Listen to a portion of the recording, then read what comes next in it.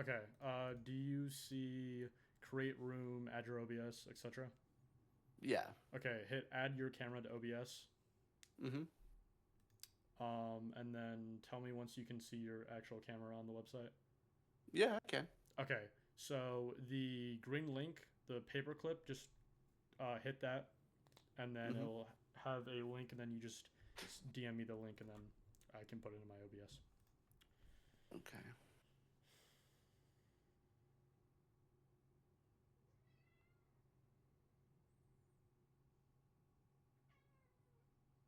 I think that worked.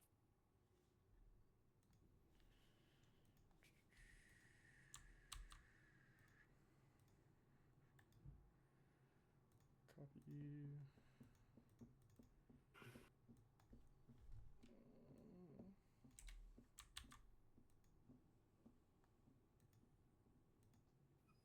There we go. Okay. So you are on camera. You're gonna be on camera for a majority of it. Yeah, no, I figured. Okay. Can you mute your mic in the software, like on Video Ninja? Yep, I just did. Perfect. Okay. Yep, we're all good.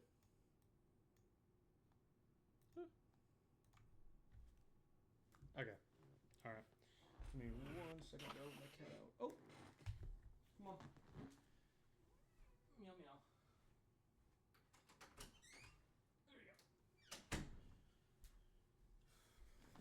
All right. Let me put the tweet out that we're live. Do you have any questions?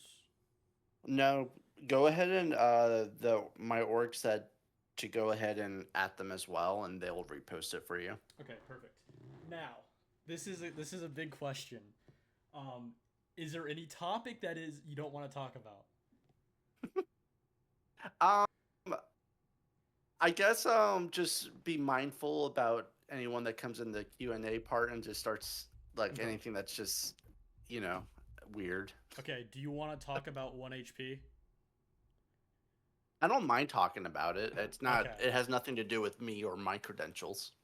Okay, all right, because If that's a question, I mean, I'm an open book.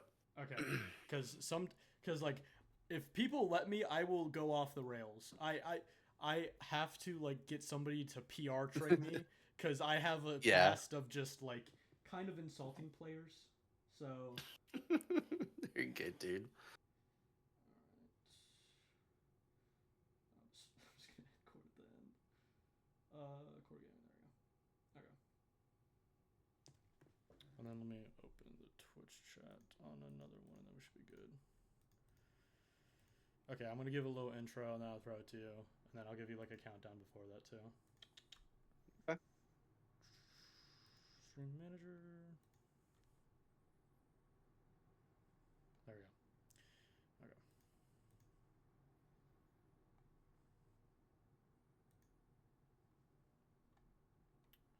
All right. Let me pull up my notes. Talk real quick. Test. Okay. Yep, perfect. Go.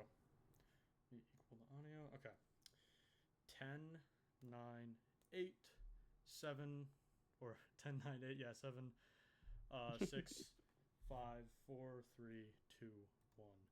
Welcome everybody to Siege Shot Call. Namakul got lost in Australia, so I will be your only host, and today I am joined by T2 and core coach Dirty. How you doing today? Hey, doing great, Goose. Thank you. So, it's been a while, and as my first guest, I have just one question for you. Yep. What is your overall opinion on the current state of T2? Some people don't like it. Some people think there's enough events. I just want to, especially as a coach, it's a much different perspective than a player. Yeah. So I always got to ask the question. Yeah, I mean it's definitely going to be a weird stage. I mean it's kind of the last stage before CJX hits the servers, and I guess the question is going to be how is CL going to look after it. But in terms of the stage and stuff, I'm really excited. I mean it's my first stage ever to participate in, and I'm looking forward to it. I think a lot of diverse teams is one word you could use, diversity. So Yeah. it's going to be really interesting.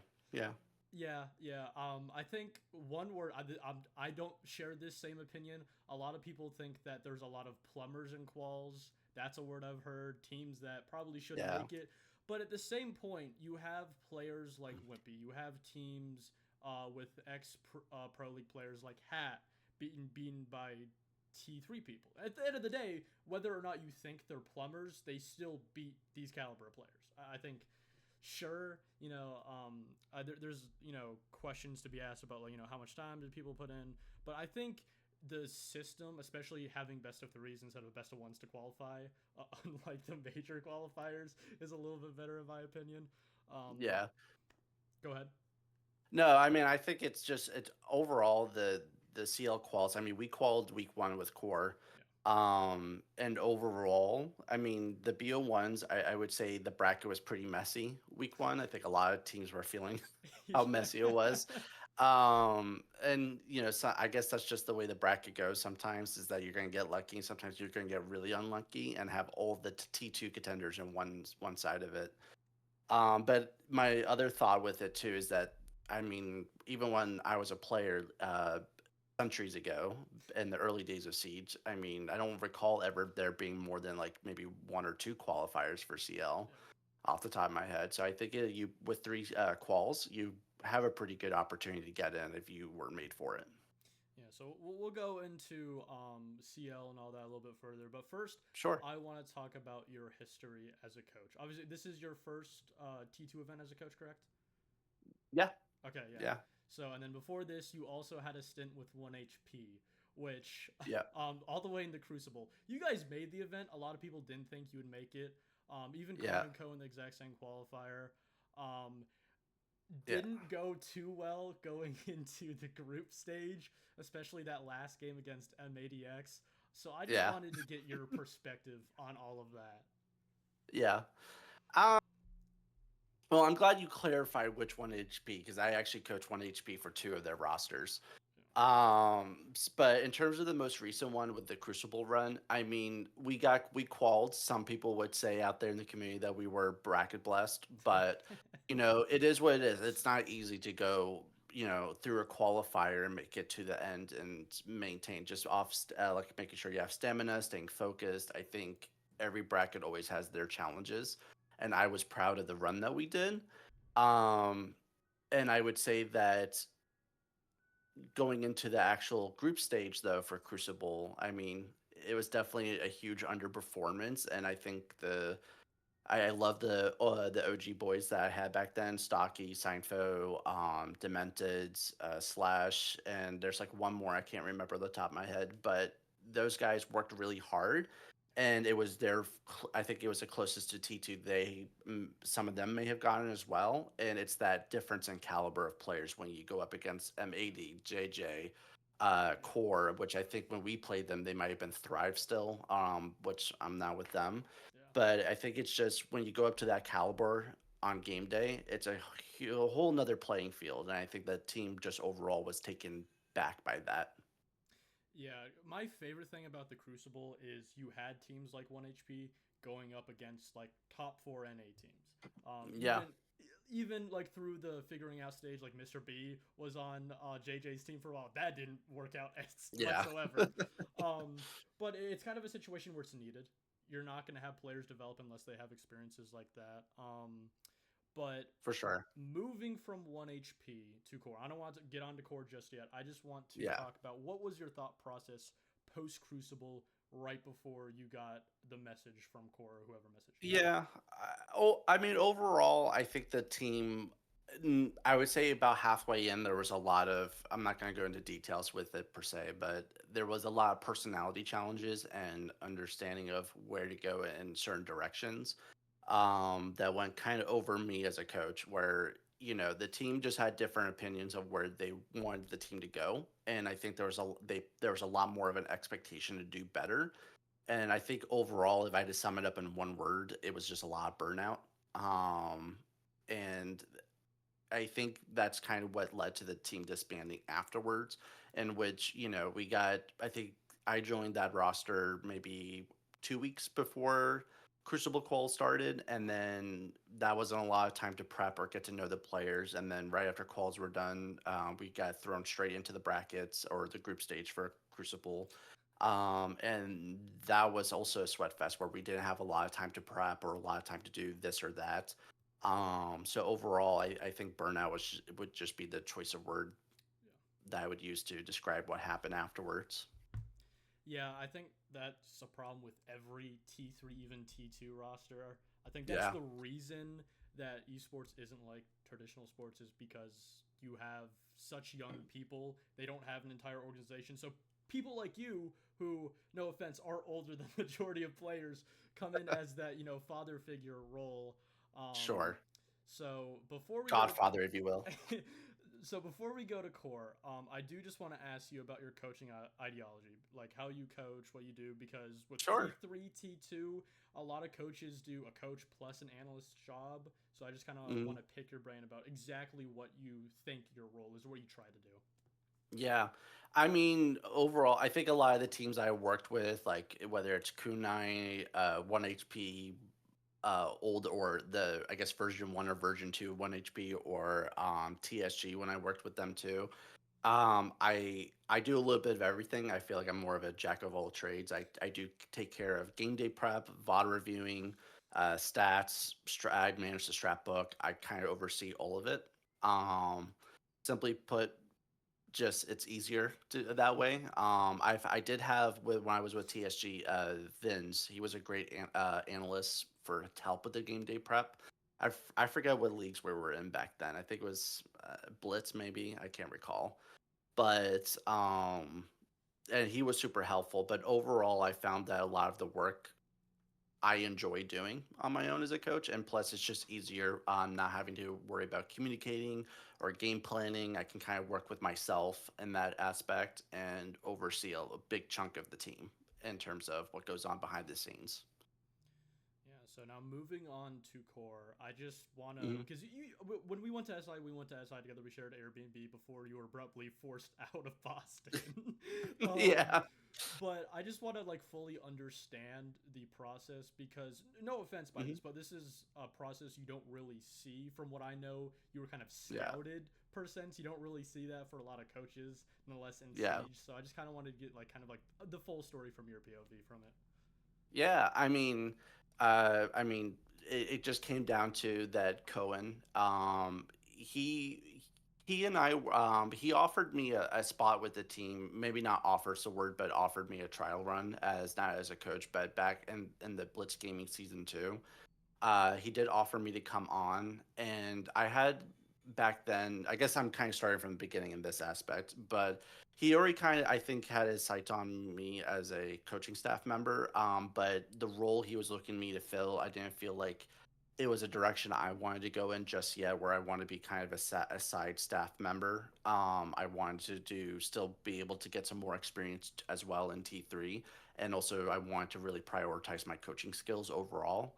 And that kind of just led down the path to like eventually 1HP and TSG. And then when Cohen decided that he was going to step down from core before I knew it, he gave me a vouch, recommended me to the core players who have never heard of me. And it pretty much happened just like that. I mean, he vouched for me, and I got in, got to show the guys some of my work, and they were very happy with the work that I brought and the insights I provided.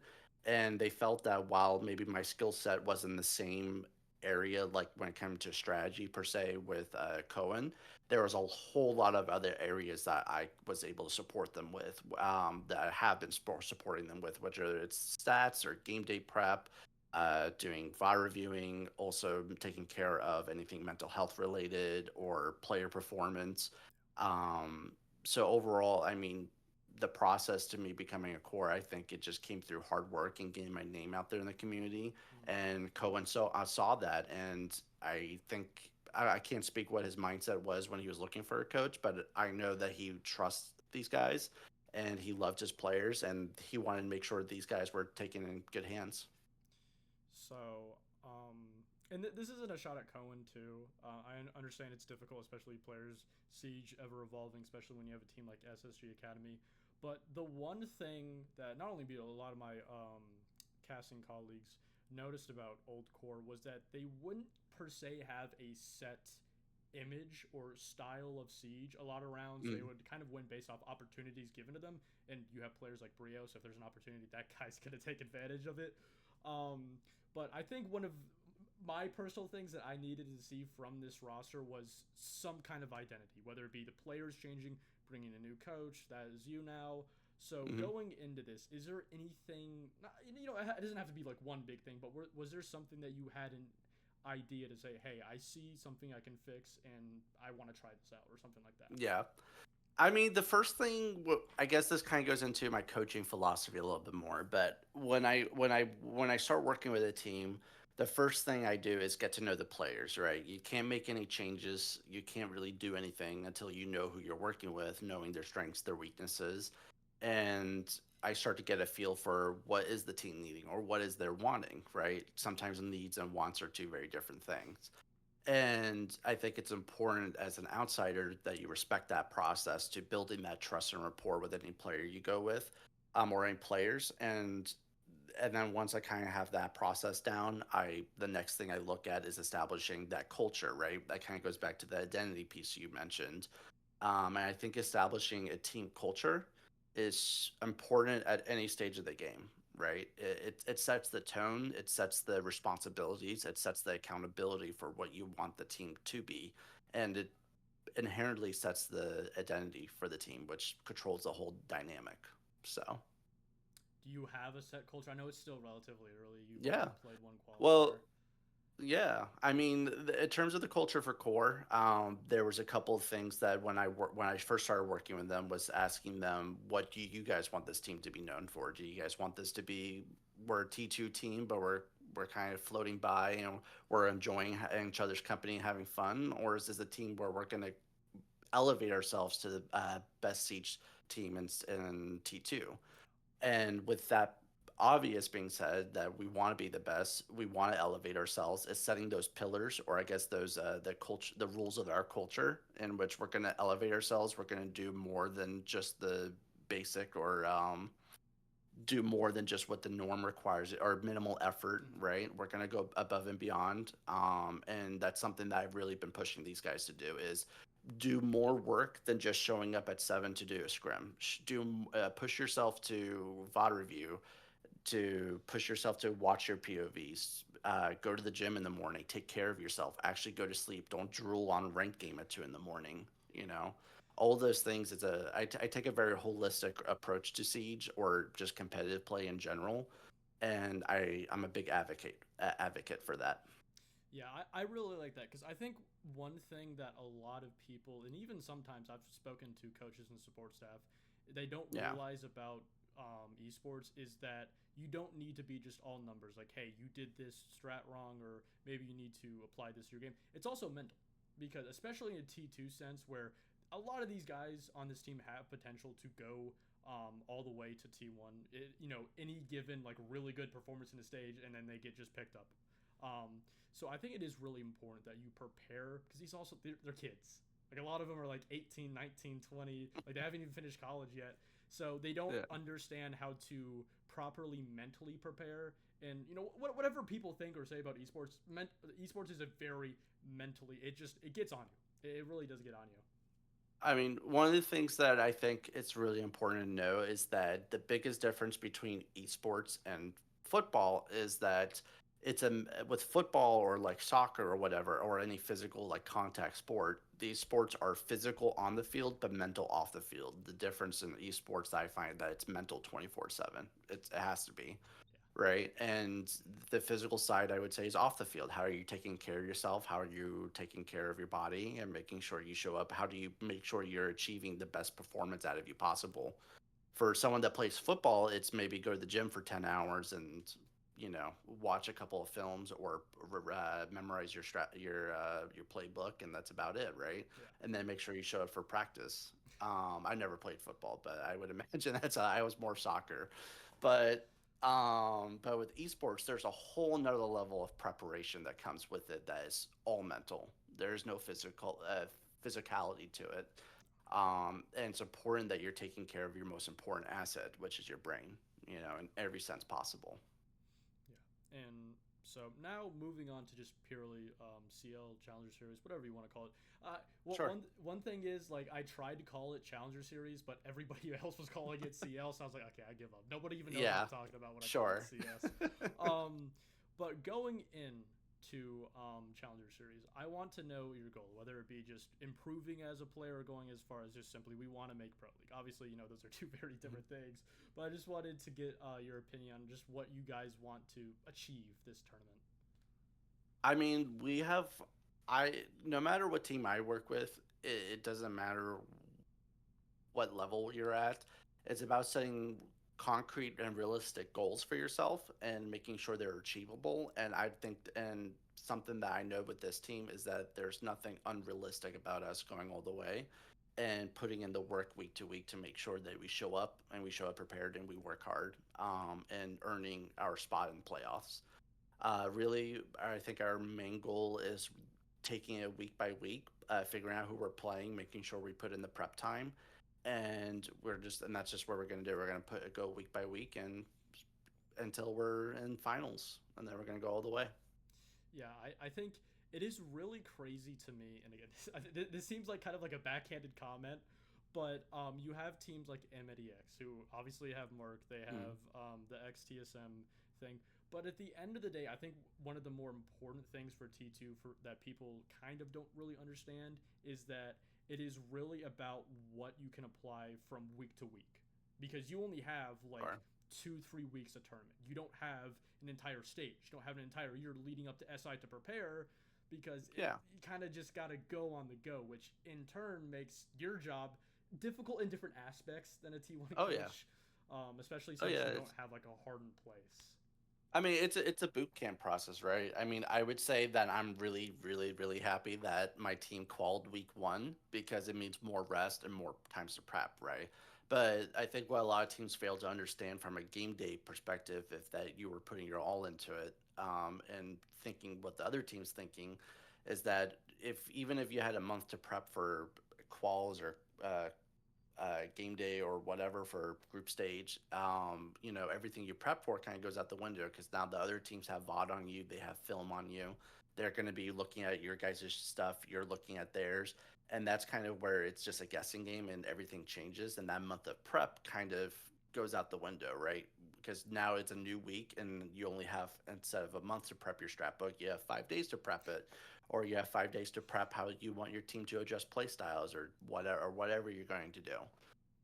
So I think it's going to be kind of a boot camp for the next 2 to 3 weeks for me, which I'm excited for. I enjoy the competition, and while I may not be on the field, my competition is going into the VOD review, going into the stats, going into and analyzing the crap out of any team that we Mm-hmm. that we're playing against, and that's my competition, right?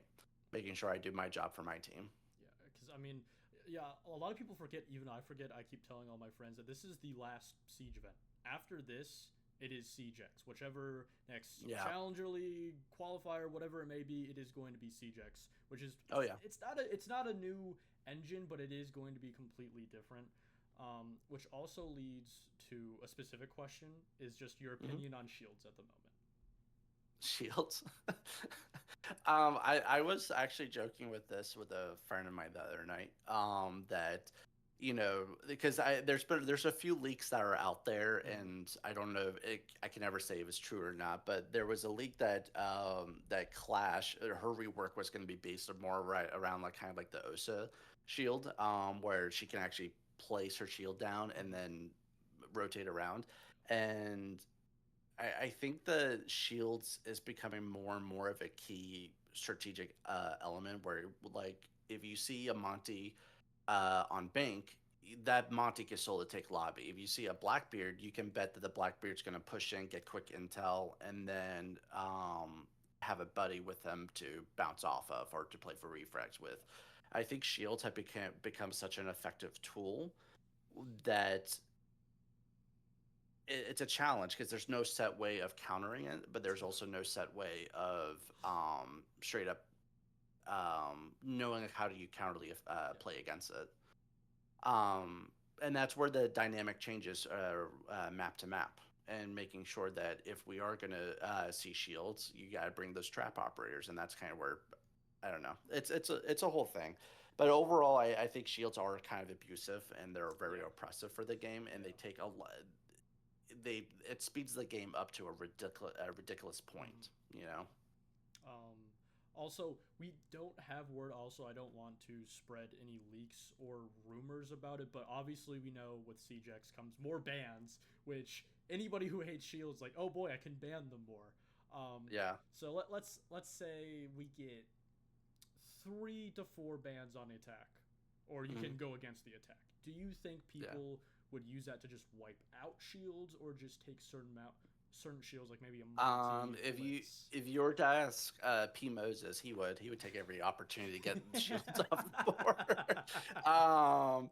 Yeah, no, we talk about meeting players where they're at, and the shield thing was one thing I could not get him on, but Yeah. no, and that's a side joke, but um. Oh, I think that it's going to be a lot more critical on how teams use it. I think there are going to be teams out there will always use bans to get rid of I guess a an operator that just they refuse to don't want to deal with or refuse to Yeah. learn how to deal with. And I don't think they announced that ban system, from what I understood, Goose, was that it was going to only be for ranked, and that something else was going to come out Yeah. for competitive play. Yeah. I might be wrong on No, that, no, but you if it you are was right. but if it's something like similar to it, where or at the very least you got more than two bans a map, Mm. personally, I'm in favor of it. Not Yeah. what they're doing with the rank thing, Yeah. but Yeah. I think it's going to be healthy, but it's going to be a lot more strategical. Yeah. Yeah. I think also, from what I understand, is they're not going to change the overall idea. Like, you're going to be able to ban operators mid game. Do you Sure. think that will change the role of one, a coach, and then two, an IGL? Um, I don't.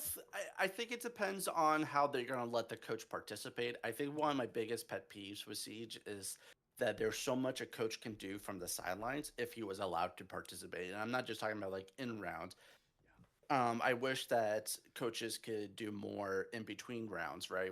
Even if it's just the prep phase, right? If you want to say I've been excusing it from a lore perspective, right? That a coach could be like that hostage negotiator or Yeah. whatever, so you could actually participate and prep with the team on how you Mm-hmm. want to attack or something. But I think it's just overall it depends on how lenient Siege gets, or I guess in the competitive fields, how lenient they want to get with it. Are they going to Yeah. give coaches more time to talk beyond just attack phase, Mm. or let them talk during rehost or whatever? Who knows? But in terms of the players, I think it changes a huge part of the players, even if it allows the coach or not to participate. Yeah. I think it's going to be one of those things too, where when you're banning, you're going to have a plan, but even though you have a plan, that may change directly Yeah. based off what the other team's going to ban, right? Like you Mm-hmm. go in, want to ban these three operators, now they ban like two operators that you had to have, and that changes the whole field. I think it takes a level of prep out the window, and it's going to completely change the competitive dynamic in that way, where it's going to force teams to be a lot more fluid. Yeah. I really do agree. I think, whether or not people like it, once CGX comes around, the game is 10 years old. Whether you like it or not, the game has to change. Um, Yeah. I think just for how the game longevity, if they want another 10 years, you can't have what we have now, whether it be, bans or bringing the quarter system back, whatever it may be. But Yeah. going away from that tangent, before we move on to other stuff, one team that you want to face in Challenger League, and one team you think is an easy win for you.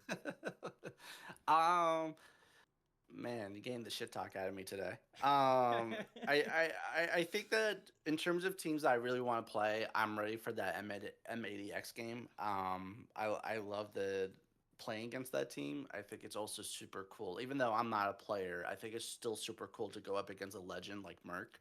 Mm-hmm. From one coach to who I coach now, who's coaching now. Yeah. Um, whether we've play them, whether in scrim or game day, at least for me, it was game day back in Crucible, or I guess for these guys, who's core, played them in previously in Crucible. I think that there's a level of readiness or eagerness to play them. I'm looking forward to it. It's going to be a very competitive game, and whether it's from a point of view, from a actual on the field game day perspective, overall, I feel like every bit of the process to go up against those guys is going to take up every bit of energy from not just me but the players as well. So Yeah, because one thing that I thought was crazy for M80X is not only do they have Merc, but they also have mhm. the ex-analyst for TSM who Yeah, took time from Valorant, which anybody who goes from Siege yeah, to Valorant wants to stay in Valorant. Um, but I think it's also like a really cool opportunity because the state of T2 is obviously it's like, wow, this team's going to run over everybody, but they didn't. yeah, Even though they won Crucible, you can argue that JJ was still going through. They had an easier bracket than like Cruelty and then the other team that they faced. But I think it's also a sense where you can really see how much worth a coach has. yeah, And I just, in my opinion, the main problem with T2 is we haven't had any good coach pickups. I think the last good one yeah, was Fett. We haven't had anybody after that. Obviously, in my opinion, I think Merc is kind of just, he should be at T1 at this point. But yeah, I think one thing that everyone talks about how no one picks up any T2 NA talent for players, but we also don't get any new coaches. Like you can recycle the same players after player, but if you don't have a new system, you have the exact same coaches, not trying to call anybody out, then nothing's really going to change. You know what I mean? yeah. Yeah. No, I feel the same way whether it's players or staff. I mean, overall it's the same. I think that in order for Siege on a competitive level to keep surviving, new talent just does need to come out. And that was one of the things I'm really grateful for Cohen for is giving that process an opportunity. And I'm giving my all to show that it's a process that more teams should buy into and give people from the trenches of T20 or T5 or whatever a chance to move up a bracket, so to Yeah. speak. Yeah, because I mean, the amount of work that you do is something that not a lot of people choose to do, and when they do, they Yeah, get poached to other regions, whether it be APAC. APAC just loves NAT2 coaches. yeah, Like I mean, like shit, a year from now, you could be coaching an APAC team. Um, right. but now, moving on to five Hmm. tips for the average player. Just Yeah. your 5 tips. Um. Yeah, I was thinking on this in terms of players like what when I'm working with a player, what's going to help them the most. And I mentioned earlier too was the goals thing, right? I think if something that I go by, and this comes from my college education or my background, is that if anyone was to look up smart goals, I forget what the acronym stands for.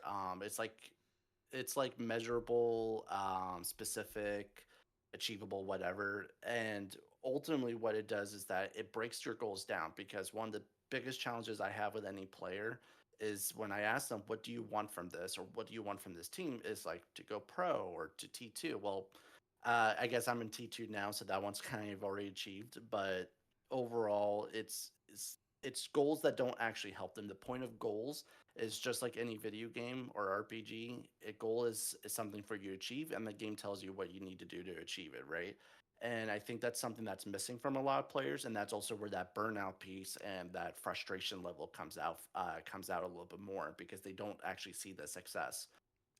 So I think if you put down a goal and you write down what your goals are in the short term, long term, and like I don't know whatever's in the middle, you're going to be able to one measure your goal. You're going to know if you're making progress or not. You're also going to have a higher sense of gratification and enjoyment from the game because you're actually seeing that you're making progress. Yeah. So overall, I think setting achievable and realistic goals for yourself that actually pushes you towards the direction you want to be is a huge step of being a player. Yeah, I yeah, no, sorry, Ghost. I was gonna say I think this is something early I heard all the way back in 2020 when I used to play competitive was just play ranked, and eventually you'll get better. Worst Yeah. worst advice ever. Sure, I do think more players should play rank. I think that's also a problem in T1. But at the same time, if you're just like drilling your head into a wall and not setting goals for yourself, it sounds stupid setting goals for ranked, but just any kind of goal Yeah. whatsoever to just measure what you do is something that's really lacking. Yeah. um a second goal would be to have that mindset. I feel like I'm going to be repeating a lot of these. Is having the right mindset, right? Whether it's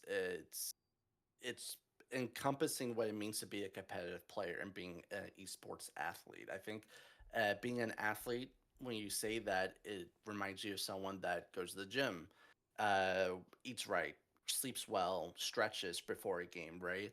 And I think I like to incorporate that word more as an esport athlete because it reminds you that there's things you have to do to show up ready for game day to make sure you're performing at your highest level possible, right? So having that competitive mindset to actually go the extra length or the extra yard to do the things that you need to do to take care of yourself, sleep, eat, go to the gym. Um, yeah, I mean, it's Yeah. things like that. It's taking that extra step, elevating yourself and your mindset to not just being a T3 player to show up at scrim, but elevating yourself. Yeah, Yeah, I agree. And that's why Callout's one of my favorite T1 coaches. He, in my opinion, has set the best example, especially for a T2 setting. I already said this earlier. When you have a lot of young kids who, one, don't understand a team environment, but also mm, don't understand how to be an adult. And I've heard from coaches that sometimes their coaching goes from in game to, hey, you need to eat food and not play ranked all night. Please. Um, but yeah, I think it's something that like you don't see that. You're not going to hear that from a coach on a 1 minute interview after a game. You're not going yeah, to see them tweet it. It's something in the background or something you can only see in like an interview like this. yeah, for sure. Um, I was trying to think. So for the third one, it's supporting. So I talk about culture and setting that culture. And I think part of that is also um setting that level of accountability, right? What are you doing? Setting the accountability for yourself, right? What are you doing to contribute to your team's success? Are you actually showing up on time, or are you part of the problem? And I think that's where a lot of players fall into a us versus them mentality, where I see that constantly in T3, where a team, I always know it's about to fall apart when it always ended in us versus them, right? Where when it becomes two separate parties, the team is already done. It's cooked. And I think making sure you're doing this stuff for yourself, or remaining self accountable to making sure that you're participating in what your team does, right? Making sure you're fully, whether you think it's stupid or not, following what your team culture is and committing to it. I think it's a big part. Yeah.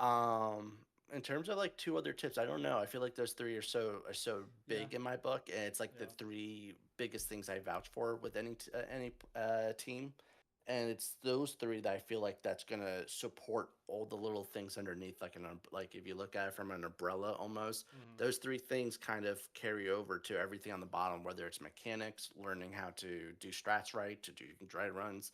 It's three things that if you follow them, I firmly believe you can get anywhere, and it's three things that I follow for myself, and I was able to pull myself up from T3 to T2 now, right? And that hard work shows, and that's something I'm really proud of the work that I put into the game. So Yeah. So now for our final segment, the Q and A. I got message two or three. I'm gonna have to look back at my notes. But while I do that, the very first one is the biggest mistake you see in newer players. Obviously, having that T3, T500 experience, you've probably seen many. So the general question is just what's the biggest like consistent mistake you see in just all new players? I think the biggest thing is when they go to look at a streamer or a pro game, and newer players look at these pro games or they watch these streamers that have insane mechanics. Like I'm going to use Spoit for example, Yeah. or Bolo or whatever. And the thing is that it's easy to see where you want to go, but you get lost in trying to copy and paste what they're doing. Like, oh, I saw this cool spawn peak, I'm gonna go straight forward, but they don't really exactly learn the process of how you go about they don't learn that process, right? They see the end result, but they don't actually know the process that it takes to get from here to there, and that kind of goes back to that goal perspective, right? And actually enjoying the process. I tell teams all the time on game day, hey guys, no matter what, win or lose, enjoy the process that it took us to get here, enjoy the competition, and enjoy being here because it's not going to last forever. And I think a lot of teams, or a lot of players, I should say, sorry, are eager to skip that process, and that's something you should enjoy. I promise you, if you enjoy the process, go through the heartache of practicing your aim, committing 30 minutes of aim labs or training grounds every day, learning the map callouts, it's gonna go far in your career. Cool. Yeah. So the second one I got, again, these are going to lean to more like not simplistic, but just kind of like, it's in the question itself, but your top three most useful operators. Like, bro, all the board. You can bring them out in any single round, no matter what, they'll be useful. Yeah. Geez, it's like defense and offense. You can do both. Yeah, do both. Fair enough. Defense, smoke, mute, and sorry, the operators are escaping me. I guess Wamai or something like that. I don't know. I feel like with those three, you have a pretty good roundabout operator setup. I mean, you can never go wrong with smoke and mute. I love that combo. It's like you get wall denial, intel denial, two site setups, and smoke cancers didn't die, whatever. So, offense wise, I mean, you can't go wrong with Ace. You can't go wrong with Ash. I mean, I don't know. It feels kind of like a staple. You don't change what ain't broken. You know. Yeah. Would you now? This is a question for the third attacker. Do you think a recruit would be consistent, or do you think he's just not enough useful utility? I think like so from a coaching perspective, and this might help with anyone that's like building strats. It's such an interesting process when you're building a strat. It's kind of like working on a jigsaw puzzle, like try putting pieces together, seeing what works, seeing what doesn't.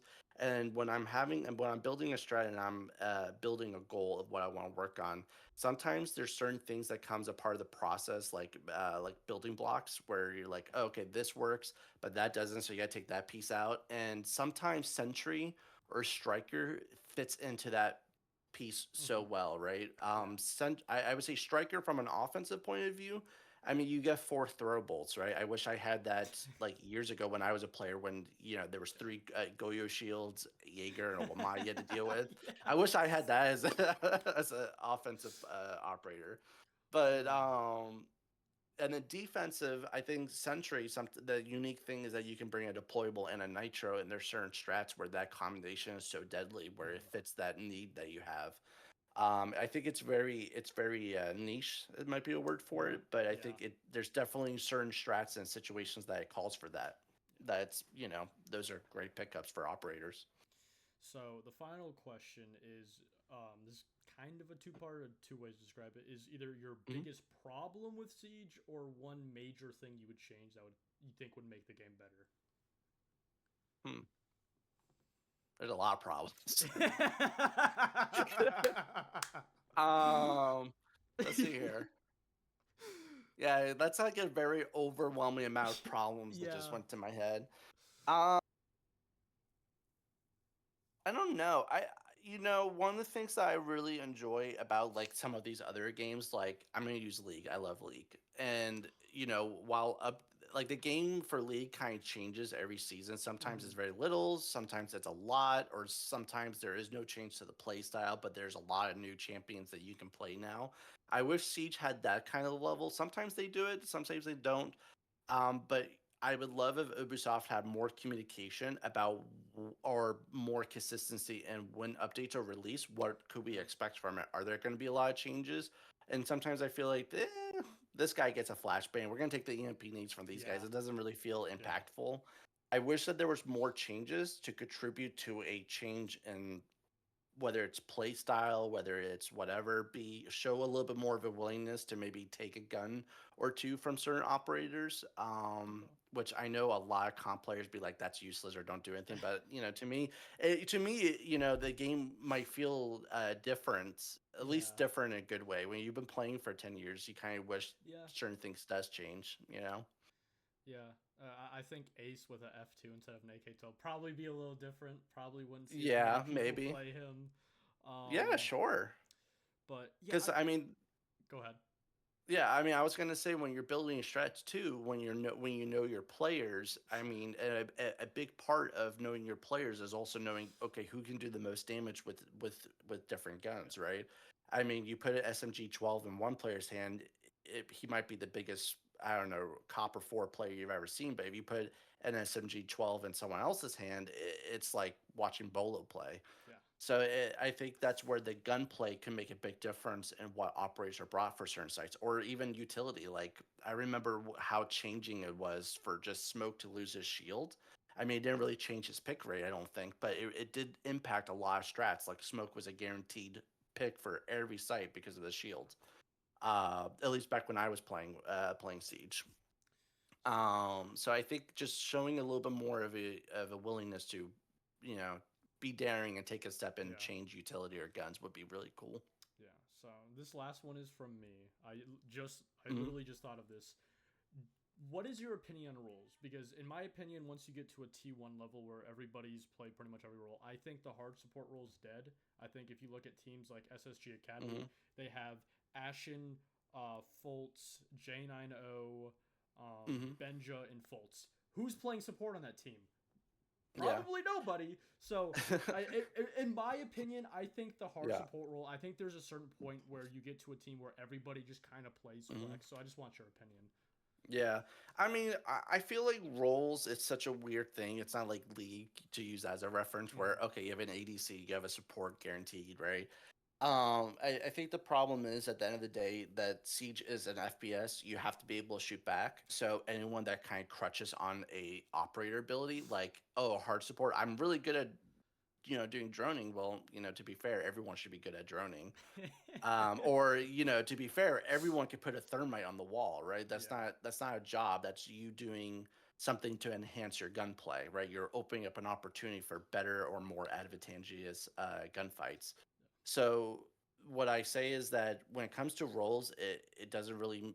I think it's not something you should really look into too deeply. As long as people shoot back, they have great team play, great yeah, communication, understand the game at a higher level. You can get away with any roles you want. You know. yeah, yeah. I think it's. I think one of the things where I was like, yeah, I don't think support makes sense anymore was the first major last year when we had BDS's IGL out entry Shiko. I was like, yeah, Sure. Yeah. you I can't mean, tell me it's a role.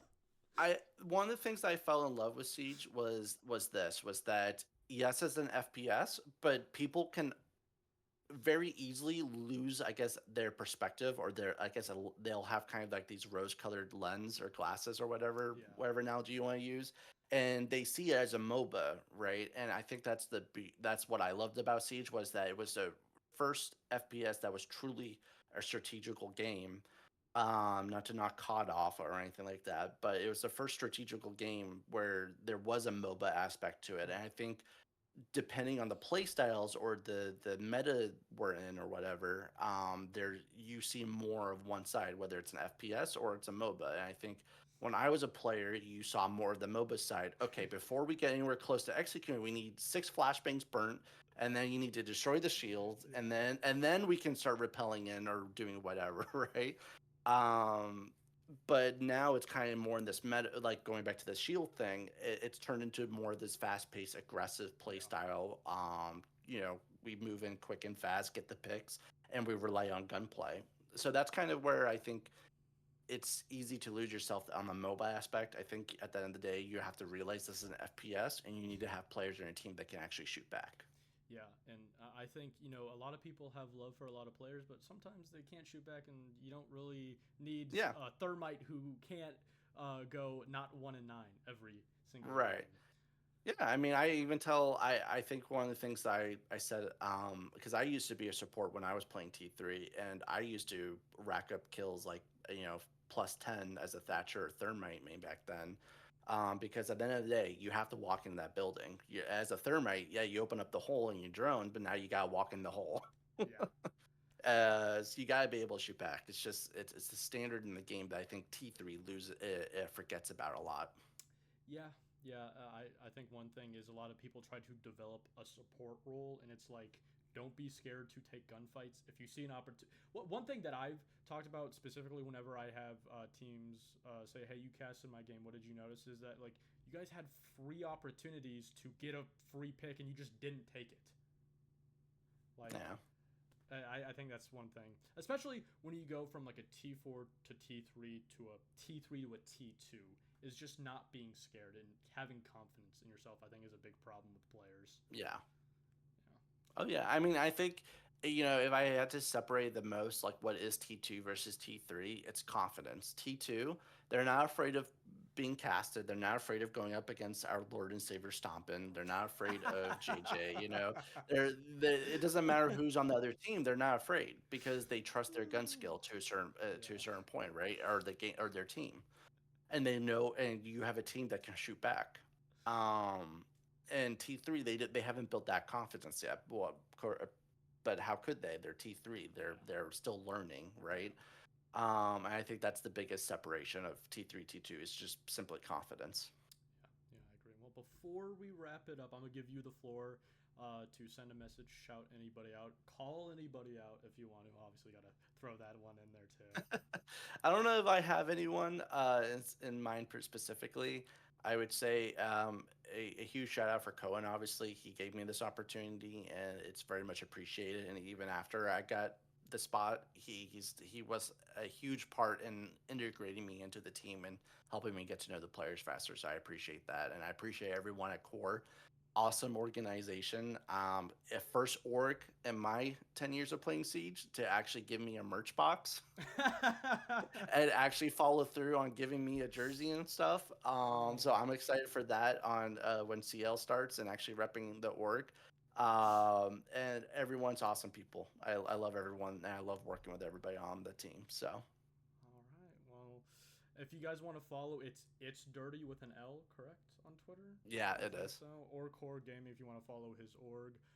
CL starts next weekend, so you guys will be able to see his actual coaching abilities, how that will affect the team there. But this has been Siege Shot Call, and we will see you guys next time. All right, we're off.